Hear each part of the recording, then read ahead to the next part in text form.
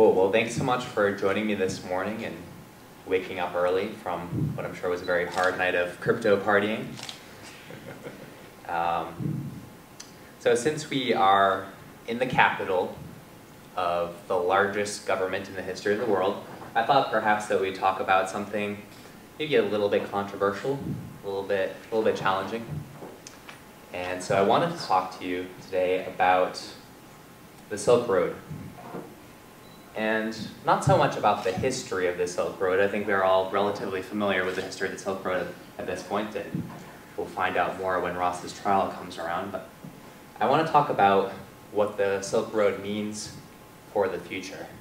Is it something bad? Is it something good? Is it something in between?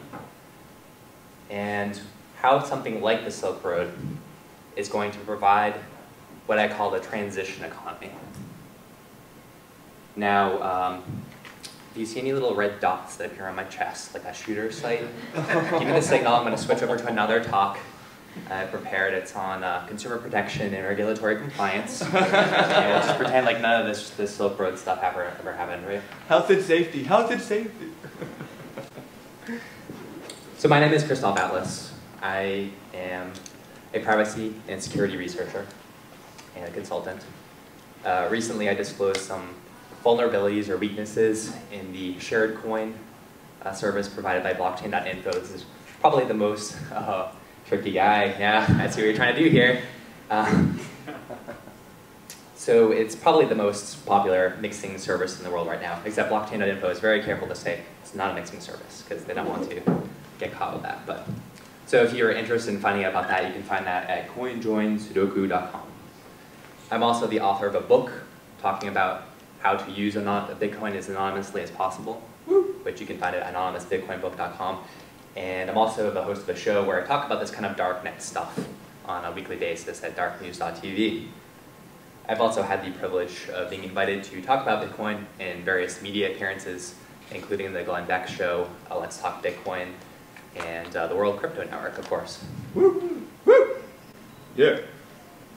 So in cryptocurrencies, we talk a lot about competing currencies, right? And for the most part, we're talking about competing cryptocurrencies. And I think sometimes we sort of forget about some of the other currencies that are out there that are also competing. And these are not cryptocurrencies, they are fiat currencies. And they are most certainly trying to compete with Bitcoin and Litecoin and all the other cryptocurrencies out there. Now, even though these are not cryptocurrencies, you can think of them as being kind of mined, right? And the system that's used to secure this mining, this platform, is proof of violence. And proof of violence is mined on a variety of hardware platforms. You can call them ASU platforms, that's application-specific integrated weapons platforms, such as tanks, aircraft carriers, etc. And these mining systems are approximately infinity times more resource inefficient than our worst proof-of-work system. So that's something to keep in mind when we're arguing about resource efficiency of mining. Now, the states that have grown up around these fiat currencies act not as smart contract platforms, but thug contract platforms. So these contracts are programmed by legislators and regulators and warlords. They write them down on pieces of paper, or they give frenzied commands to their second in command, and this triggers their execution somewhere else in the world. So one of the huge powers of Bitcoin is to replace proof of violence. For those that are interested in liberty, this is essentially what we're trying to do with Bitcoin. But Bitcoin is not a complete solution, right? Wouldn't it be lovely if Satoshi just invented Bitcoin and that was it? All of our problems were solved, and we could just move on with our lives collectively. Certainly, Bitcoin was the missing piece of the puzzle. It's censorship-resistant money. But we still need to actually put that puzzle together. We need to create new systems to support this economic evolution. And that brings us to the Silk Road. Now, in the cryptocurrency space, people tend to fall into one of two categories. Two attitudes towards the Silk Road. The first one is, they're bad actors, they're agitators, they bring the ire of regulators upon us all. No. And if it weren't for them, we'd be able to charm the beneficiaries of proof of violence into standing idly by while we dismantle proof of violence systems. I think there may be some logical issues with this perspective, but I'll allow you to decide. Now, the second attitude, which is also fairly common, is, well, the Silk Road is a boon for peace in the trade of prohibited items like guns, drugs, etc. Raw milk, dangerous stuff. And raw milk. Now, I think number 2 makes a lot of sense. So this was supported by a criminology paper that was released recently. And if you think about it intuitively, it kind of makes sense because the prohibition of certain items creates work for enforcers, and it creates opportunities for, shall we say, extra-legal cartels who use violence to maintain their cartel status. They're extra-legal. Extra-legal. And if you put this stuff on the internet, well, you can't shoot someone over the internet, and so it's a bit safer for everyone that's involved. Some of us are in a bit of a state of denial over where the violence in these trades is coming from, right? Because we talk a lot about the violence that's involved with drug sellers, drug buyers. We don't talk too much about the law enforcement piece of things, right? So even if you work for law enforcement, you also can't shoot someone over the internet, and that's potentially a kind of safety that's afforded to the market participants. Which side of the Silk Road is the most violent? Which poses the most threat to human life? Well, in 2011, nearly half of the US prison population, which is the largest prison population in the world per capita, was incarcerated. What's that? In history. In history, sure. Nearly half of those people were incarcerated for drug-related crimes. And by the political prisoners. And by the end of 2012, we had 100,000 people in federal prisons for drug-related crimes, even more than that in state prisons, and approximately 280,000 human beings on parole for drug-related offenses as well. Let's compare the headlines. What was the headline about the Dread Pirate Roberts? Man allegedly hires fictional hitman to kill fictional mass blackmailer. Because this is essentially what the charges boil down to. Some guy that he never met said, I'm going to dox everyone on the Silk Road, and you know exactly what's going to happen if I release this information. You know what's going to happen to those market participants. On the other hand, if you look at the war on drugs, what are the headlines? SWAT team burns infant with flashbang grenade in no-knock raid.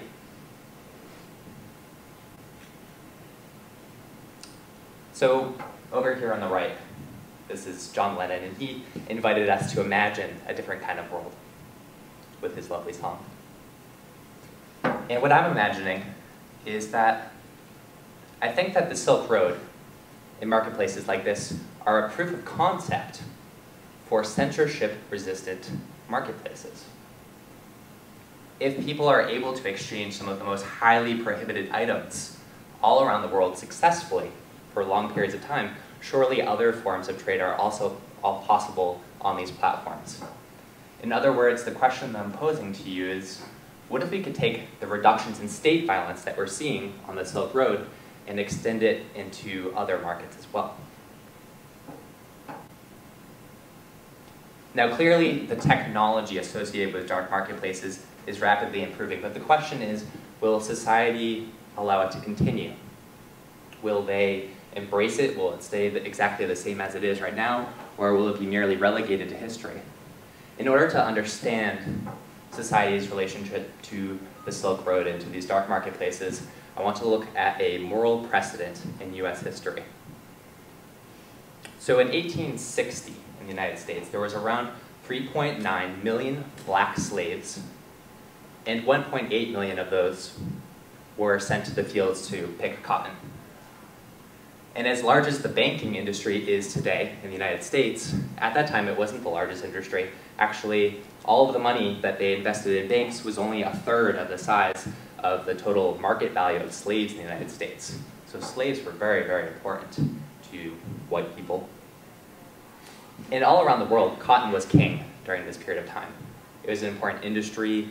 all over the world, and it was the leading export for the United States in 1803 through 1937.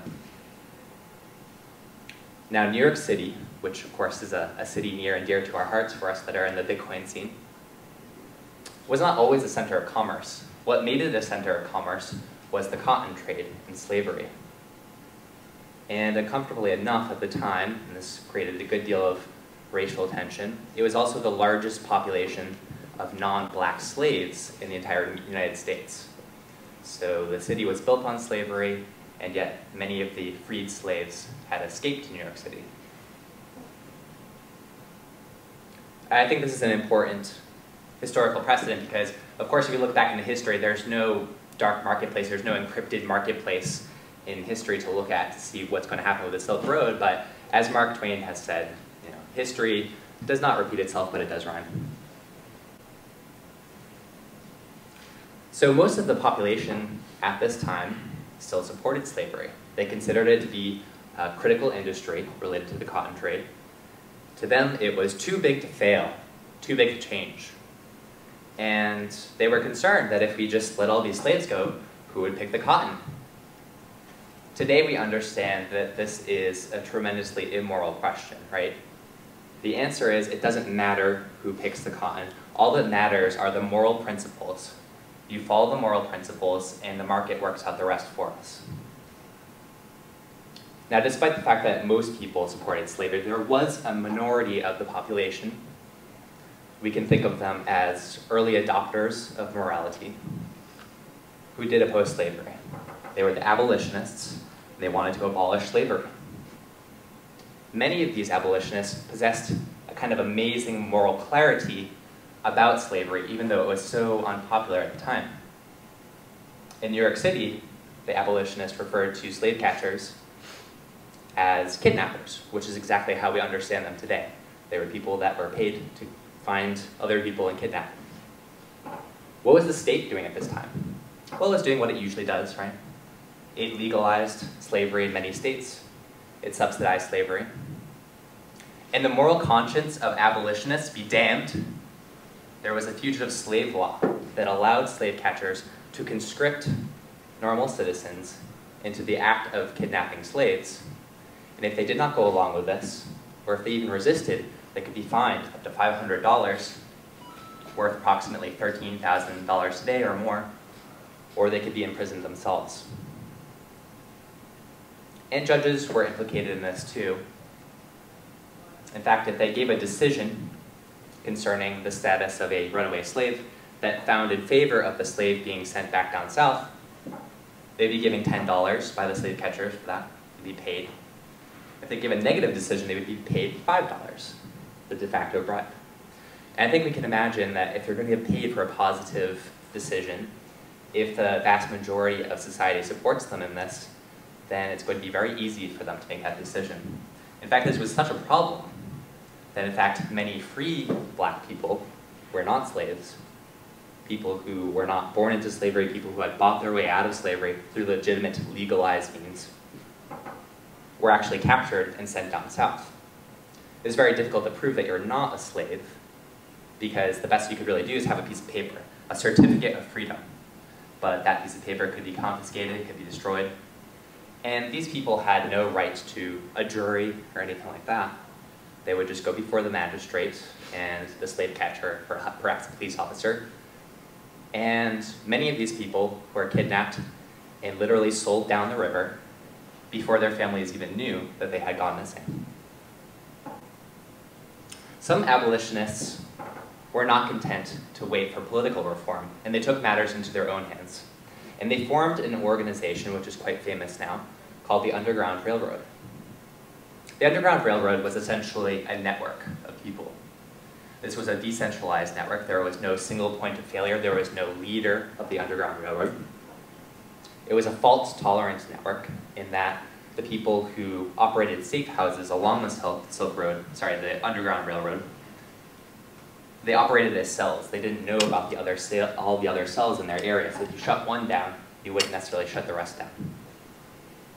And an interesting fact, the Underground Railroad also used steganography, which is an area of cryptography, in order to communicate with slaves. And they did this through songs. Because how would slaves that lived their entire lives on a plantation have any idea to figure out how to find the Underground Railroad? Well, the most famous song in this category was Follow the Drinking Gourd, which to a slave owner probably sounded like some kind of spiritual nonsense, a fun little song. But to slaves, what it told them was escape the plantation, travel in the dead of night, and follow the Big Dipper constellation, the drinking gourd, up north towards the Underground Railroad. Now, I think that the way that we perceive language and how it shifts over time is very important to consider in understanding society's moral relationship with these things. So the Underground Railroad was neither underground nor was it a railroad. It was underground in the sense that it was a network of people who operated in secret, ferrying slaves up north to safety. And the further north you went, the safer you were. At the time, since people were very much in favor of slavery and considered these slaves to be property, they probably considered the word underground to mean something very negative. It probably meant to them something seedy, something subversive, law-breaking, and even associated with theft. Now today, we have a very different understanding of the word underground and the Underground Railroad. If you look at this woman here over the right, she's got a Harriet Tubman shirt on that says, "The original ride or die chick."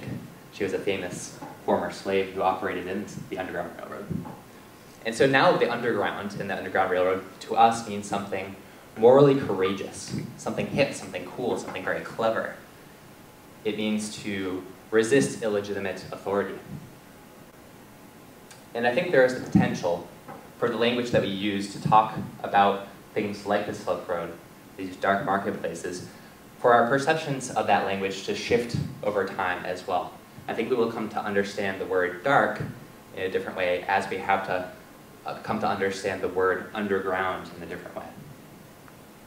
Now the Silk Road is a dark marketplace, and a dark marketplace is simply a place on the internet where people use cryptography to hide as much of information about their transactions as possible.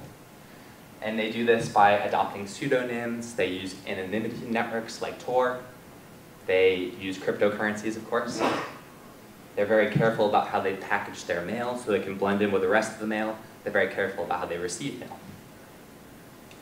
To most of the general population, their associations with dark, as it applies to the internet, it's kind of a negative association right now. It means something dangerous, something counterproductive and untrustworthy. In fact, the first online space to call themselves dark market was a forum somewhere out there on the recesses of the internet, since been shut down, where they exchanged stolen credit card information, which is obviously a strictly immoral kind of operation. When we talk about markets in general, we are now working with some kind of confusing language, because we tend to think of markets in terms of black markets and white markets and gray markets. And the problem with these terms is that they are culturally relative. They are defined by local laws. Something that would be sold on the black market in one place in the world might be perfectly white market to sell another place in the world. And yet, what's confusing about these terms is that they carry the weight of moral language. I think a better way to discuss markets is in terms of moral markets and immoral markets. In other words, is this marketplace, is it predominated by peaceful, voluntary interaction, or is it predominantly theft and fraud? I think the term black market doesn't fit very well for the Silk Road, because it seems that although some of the market activity there is immoral, involving theft or fraud, the majority of that activity is the voluntary exchange of goods and services. But perhaps they're trending somewhere darker, somewhere more devious. Well, let's look at the trends. I would submit that these marketplaces are actually evolving towards more voluntary market interaction. They have things like escrow, arbitration, and reputation to help weed out, pun intended, fraud and theft by buyers and sellers. And a more recent development is that many of these marketplaces have implemented multi-signature escrow to prevent theft by outside parties, Essentially, this just means if someone hacks into the server that stores these marketplaces, they do not have the necessary private key material in order to steal funds, and so the escrow funds. And so buyers and sellers are safe from this kind of attack. So I think that this actually exemplifies virtuous market behavior, and I submit that these dark marketplaces on the whole are in fact moral markets. And that's the same tech we use for the nukes, right? The different two keys at the same time, so it's pretty secure. Yeah, absolutely, absolutely. Well, we hope so. Yeah.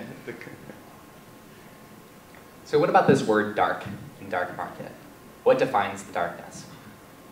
Darkness is the absence of light. And I would say that light in the marketplace is defined by voluntary interactions. You want to buy something, I want to sell it to you. Good, that's perfectly appropriate behavior in a marketplace. The state, on the other hand, is defined by restrictions on voluntary market activity. As Barack Obama himself said, government is a monopoly on the initiation of force. So the darkness in dark markets is not the opposite of lightness. It's not involuntary interaction. It's actually the shadow cast by the state that obstructs the light in the marketplace. Dark marketplaces assume their characteristics based on the shadow that is cast upon them. And primarily what they are trying to achieve is they are trying to extend censorship resistance from information to economics. For a long time now, we've had some technologies to help us in the realm of censorship-resistant information. We have the internet, we have Twitter, we have Tor, things like that, and we're simply trying to extend this into the marketplace now. I think that humanity's goal should always be to move towards the prevalence of voluntary interactions. This is the essence of abolitionism. And therefore, I would say that people who today oppose capital controls are neo-abolitionists. So the dark markets are a model for people to evade the economic censorship of the state. And what they're going to do for us is they're going to provide a transition economy to get us from where we are today to where we want to be, to a truly free market economy. If a system wants to be censorship resistant, and it has to have at least two very important qualities, and they can be adopted in either order. We've seen either order happen. The first one is that you must decentralize the locus of control. If your organization has a headquarters, a CEO, if it has a bank account, then men with guns can show up, they can shut it down, or they can co-opt it. And the second thing that you must do for these systems is you must protect the participants.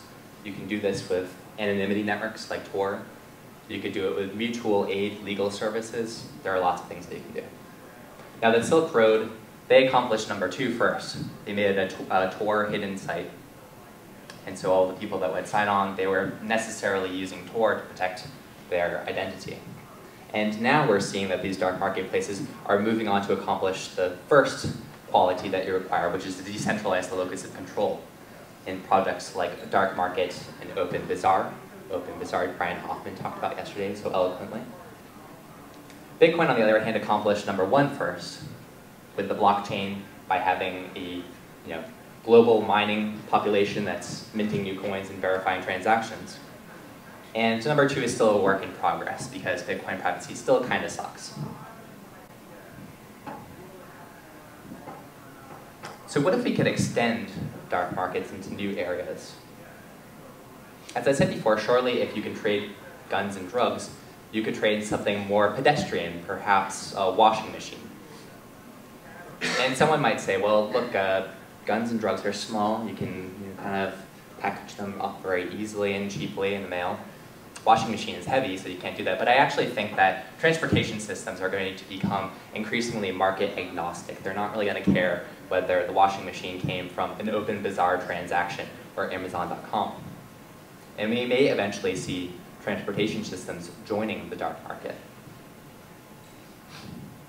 So, if dark markets can have those 2 critical qualities of censorship resistance, What they can do for other industries that are not explicitly prohibited is they can circumvent capital controls.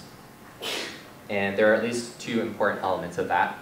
One is tax avoidance. Taxes make everything extremely expensive because they are multi-tiered. So for example, let's say you run a company that has a factory. You purchase widgets from 3 different companies, you put them together, assemble them, and then you sell them to customers. Well, all of your suppliers have all manner of taxes. There'll be taxes getting those widgets to you transported. There may be sales taxes that you have to pay in order to purchase the widgets. It will arrive at your factory where you will be subject to all manner of property taxes. And it will be assembled by your workforce, where there is an incredible number of taxes: payroll taxes, social security taxes, healthcare taxes. And then you will have to transport to the customers another tax, and then a sales tax to get it to the actual customers. So that makes things extremely expensive. The other thing that censorship-resistant markets can get us is to go beyond trade barriers. And trade barriers are simply restrictions on what goods we can sell, to whom, how we can send them, where we can send them, etc. So what I'm anticipating is in addition to a technological singularity, we will also see a kind of private property singularity, where technology allows us to circumvent state regulations. And as this happens, economic growth is going to get faster and faster and faster. It's going to accelerate until the point where it will be very difficult to predict what the marketplace will look like a year from now, and then a month from now, and then a week from now. As with Bitcoin, industries will start out by just dipping their toe into these dark marketplaces. What happens if we sell maybe one item here on the down low? Maybe it falls off the back of the truck. But they'll do it more surreptitiously than with Bitcoin, right? Because it's a little bit trickier and more risky to sell something through, say, OpenBazaar than it is to simply start accepting Bitcoin for your business, right?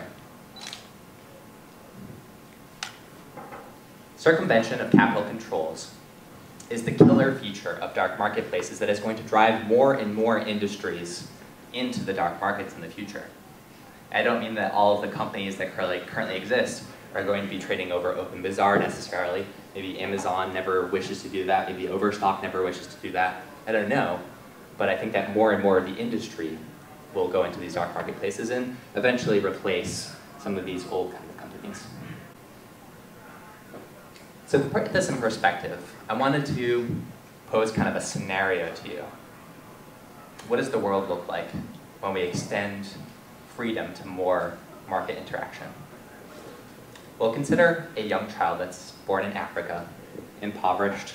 Perhaps his parents are illiterate, very limited economic opportunity where he happened to be born in the world. And perhaps he gets air-draft one of these one laptop per child devices. They actually tried this out in Ethiopia. They took a bunch of these devices, computers, they air-dropped them to Ethiopia, no instructions whatsoever, and they just waited and saw what happened. And what they found was that these young people, who you would not expect to be able to do much of anything with the computers, within 5 months they had managed to hack the devices, reverse engineer them, and remove the controls that they put, the restrictions they had put on the devices. Young minds, when they are given the tools, some very simple tools, can accomplish incredible things. Another thing that's on the horizon, cryptocurrency-powered mesh networks. Mesh networks are peer-to-peer networks, where rather than everyone having their own internet service provider connection to the internet individually, instead we are connected in a peer-to-peer fashion, perhaps wirelessly, perhaps satellite, whatever it is.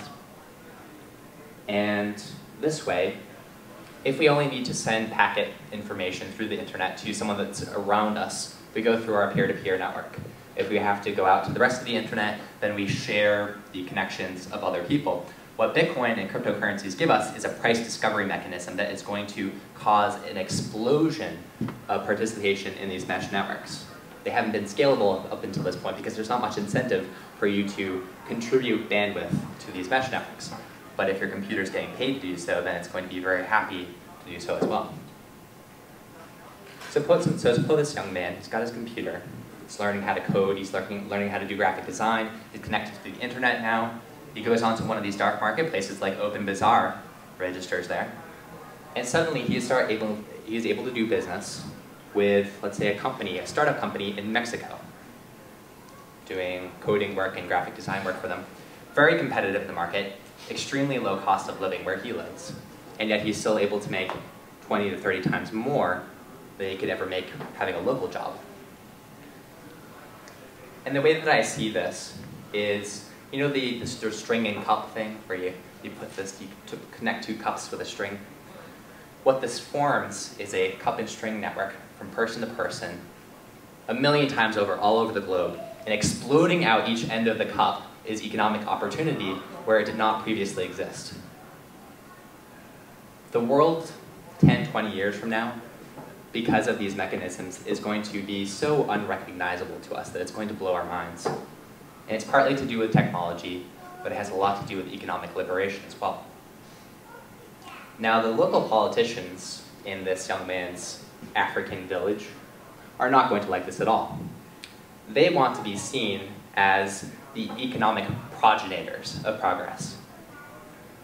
And some of them actually just want to keep people poor, because what happens is the Western world sends all this foreign aid to them, and the people that rule there, they simply confiscate the funds, they intercept them, and they spend it on themselves, their friends, their family, their business interests, and very little of that money actually trickles down to the people that are trying to be helped.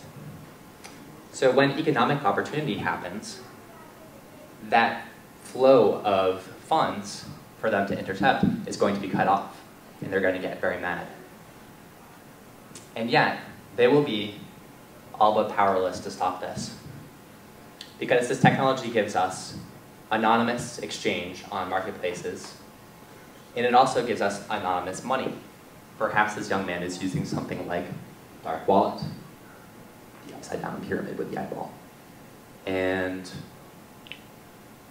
the people who want him to not have access to this technology and information and opportunity will be all but powerless to identify and locate this young man.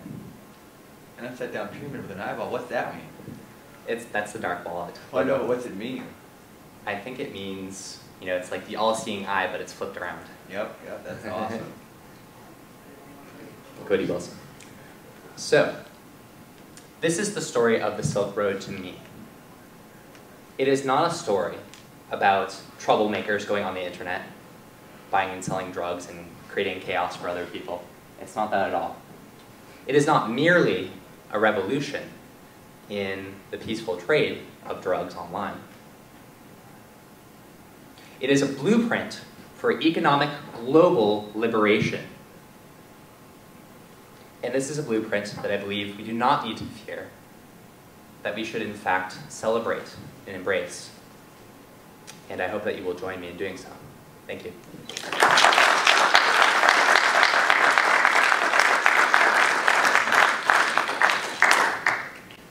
And I'd love to take your questions now. Sure. I think you're 100% right. I think this is the way the world's going to go. I have a question, though. Whenever I think about these markets, I think about consumer protection. And I struggle with the idea of how to do consumer protection while remaining decentralized and anonymous. And, you know, the thing to get people to use this kind of stuff is going to be kind of the guarantee that, oh, well, there's selective scammers out there, or, well, a vendor was doing very, very well and then suddenly just disappeared. I guess I just wanted to know your thoughts and see where that might be going as far as that goes. Right. That's a great question. So just to repeat that briefly for anyone that might be watching this later, the question is, how do we protect consumers in these kind of systems? If we're making it all anonymous, if we're trying to get the government out of these systems, who's going to protect the consumers and the buyers in the system? Well, the first thing that's important to understand is that, for the most part right now, consumer protection doesn't work all that great. I mean, it's adequate, but it's hard to say that the government is doing a great job of protecting consumers if they're also taking 50% of their paychecks and all this other stuff, right?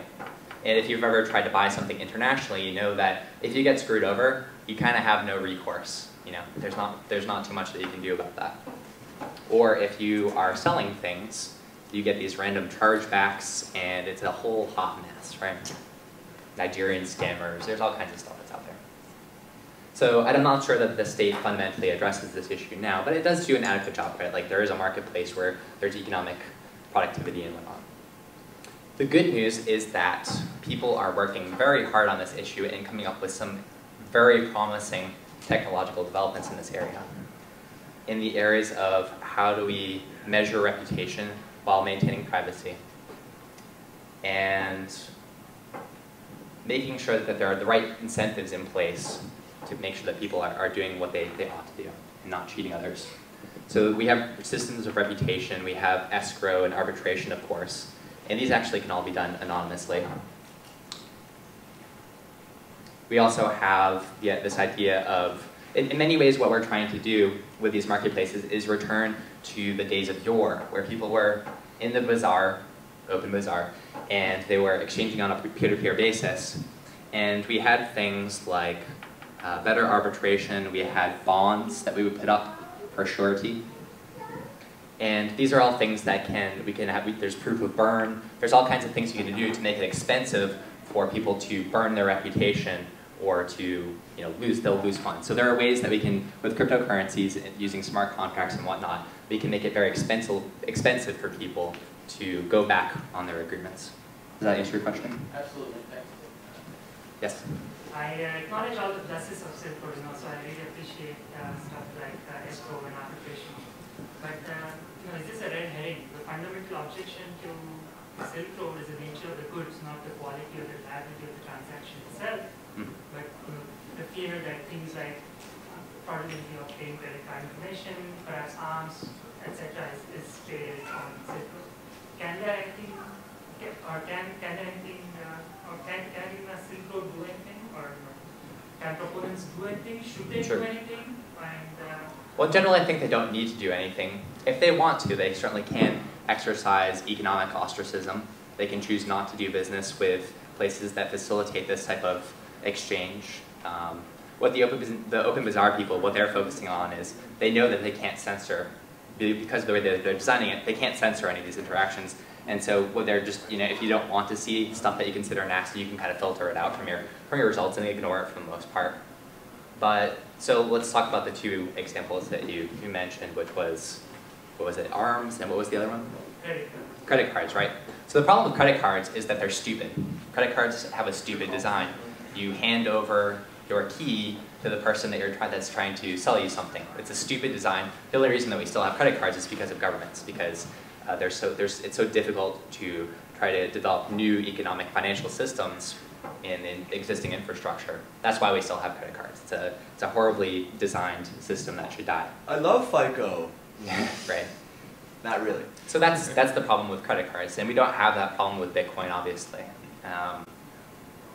Will there be trade of some things that we don't like? Perhaps. The issue of guns, right? So people often talk about gun control. In fact, there is not a single person on the planet that is in favor of gun control. There are 0 people in favor of gun control because in order to try and take guns away from people, you need guns. So yeah. What they're basically saying is, we want to take guns away from these people and give them to those people. And the vast majority of problems that we have with guns today are associated with those people that have the biggest ones, right? And Bitcoin gives us the potential to completely strip them of the ability to develop these weapons and to purchase them and so forth. And so if we're going to talk about guns, I think it's important to look at the broader perspective and focus where is the real problem with violence, and that would be my response to that. I don't think that there is much evidence to substantiate the idea that access to weapons is going to make things worse off. There's a number of studies that have shown that people who own guns, the more guns that there are in any area, it's actually safer for people in general. So if you really want there to be a lot of safety, you give everyone a gun that wants to have one. I personally don't. I hate guns, but I'm glad that there are people around me that have them in case something pops off. So that would be my response.